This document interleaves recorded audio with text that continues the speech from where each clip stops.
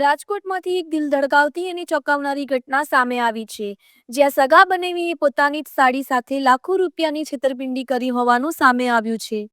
આક્ષેપ મુજબ બનેવીએ મહિલાના મકાનના નામે આશરે 12 લાખ રૂપિયાની લોન લેવાઈ અને બાદમાં બારોબાર મકાન વેચી નાખ્યું। એટલું જ નહીં, પીડિત મહિલાને રોજીરોજ જાનથી મારી નાખવાની ધમકીઓ પણ આપવામાં આવતી હતી।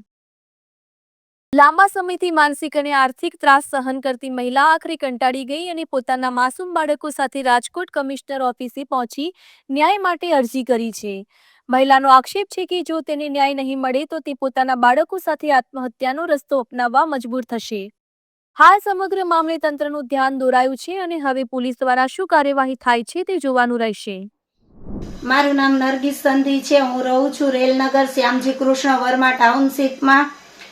મારે અત્યારે કમિશનર શ્રીને અરજી કરેલી છે અને એક પ્રનગરે અરજી કરેલી છે। એક અરજી મેં આપેલી છે કમિશનર સરને ને બીજી અરજી આપેલી છે મેં પ્રનગરને। મારે એટલું જણાવવાનું છે કે મારે આ મકાન મેં 12 લાખમાં લીધેલ છે। એ બાબતે મારા બનેવીએ સલીમભાઈ કાસમભાઈ માણેકે મારી હારે છેતરપિંડી કરેલ છે ને અત્યારે આ મકાન છે જાવેદભાઈ હાલાના નામનું નીકળું। એણે મને 25/5/2022માં એને મારી પાસે પૈસા લીધેલા છે ને અત્યારે મને ખાલી કરાવવા ધાક ધમકી આપે છે।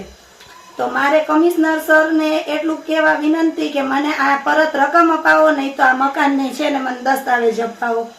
મારે આ મકાનમાં હું જે મેં મારા દાગીનાને બધું વેચીને આ મકાન મેં લીધેલું છે। મારી પાસે અમે અત્યારે હાવ લાચાર છીએ। આનો ફેસલો કાલ સુધીમાં નહીં આવે તો હું ને મારી 3 દીકરીઓ સાથે આત્મહત્યા કરશું। એના ટોટલ જવાબદાર કમિશનર શ્રી રાજકોટ પોલીસ રહેશે ને સલીમ કાસમ માણેક રહેશે। અત્યારે મને ધાક ધમકી મેન્ટલી ટોર્ચર કરવામાં આવે છે। મારે કમિશનર સાહેબને એટલી અરજી છે કે મારી પરત રકમ પાછી અપાવો, નહીં તો પછી મને આ મકાનમાં તમે દસ્તાવેજ કરાવીને આપો।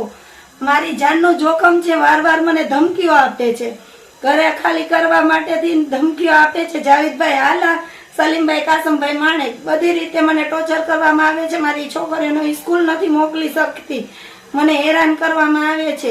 તમારે મને કમિશનર સાહેબ મને છે ને પાછા પૈસા રિટર્નમાં આપે તો પણ હું ખાલી કરવા તૈયાર છું, નકર મકાન મારા નામે કરી આપે।